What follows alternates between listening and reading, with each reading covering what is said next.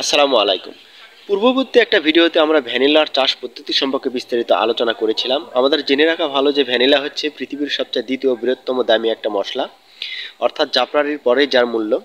1 KG ভ্যানিলার সুগন্ধির মূল্য আমরা জানি 50 থেকে 60 হাজার টাকা। কিন্তু সেই সময় আমরা শুধু ভ্যানিলার চাষাবাদ পদ্ধতি সম্পর্কে আলোচনা করেছিলাম।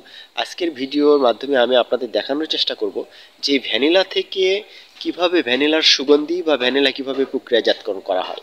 তো আশা করি ভিডিওটা ধৈর্য সহকারে দেখবেন। বিশ্বের প্রায় 80% ভ্যানিলা উৎপাদিত হয় ফরাসি পলিনেশিয়ান তাহা আইল্যান্ডে।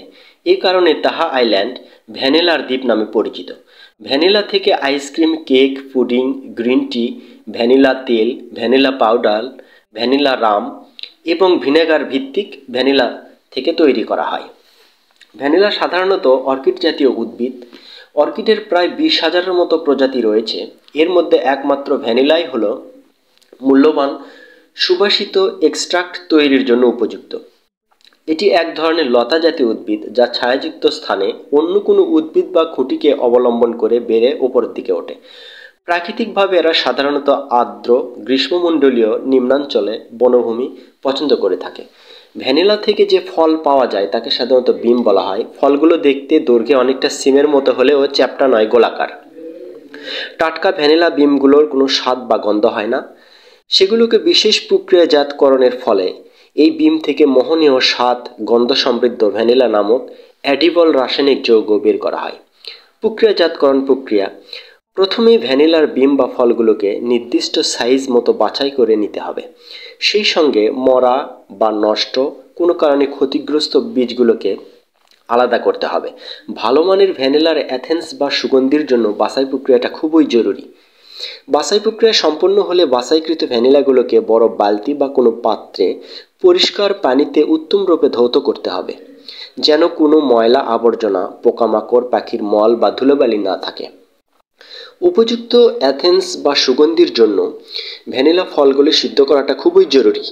ভ্যানিলা ফল কাঁচা অবস্থায় কোনো ঘ্রাণ থাকে না, কিন্তু গরম পানিতে সিদ্ধ করার পর অ্যাথেন্স বা সুগন্ধি চলে আসে। এ প্রক্রিয়ায় অংশ হিসেবে প্রথমে ফলগুলো কোনো ঝুড়িতে নিয়ে কোনো পাত্রে গরম পানিতে রেখে তার মধ্যে প্রায় 20 থেকে 30 মিনিট ডুবিয়ে রাখতে হবে।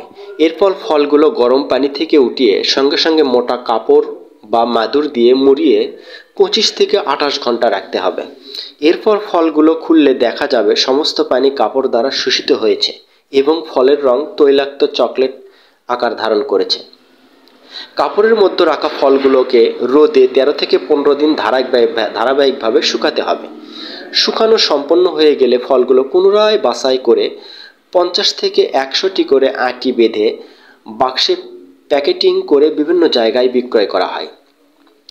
যেহেতু ভ্যানিলা থেকে গ্রিন টি, ভ্যানিলা তেল, ভ্যানিলা পাউডার, ভ্যানিলা রাম এবং ভিনেগার তৈরি করা হয়, তাই বিভিন্ন উপাদান তৈরির জন্য আলাদা আলাদা ফ্যাক্টরিতে প্রক্রিয়াকরণের জন্য পাঠানো হয়ে থাকে। তবে ভ্যানিলা মূলত প্রক্রিয়াজাতকরণ সম্পর্কে আজকে বিস্তারিত আলোচনা করলাম। আশা করি ভিডিওটি ভালো লেগে থাকলে শেয়ার, কমেন্ট ও ফলো দিয়ে পাশে থাকবেন ইনশাআল্লাহ। আসসালামু আলাইকুম।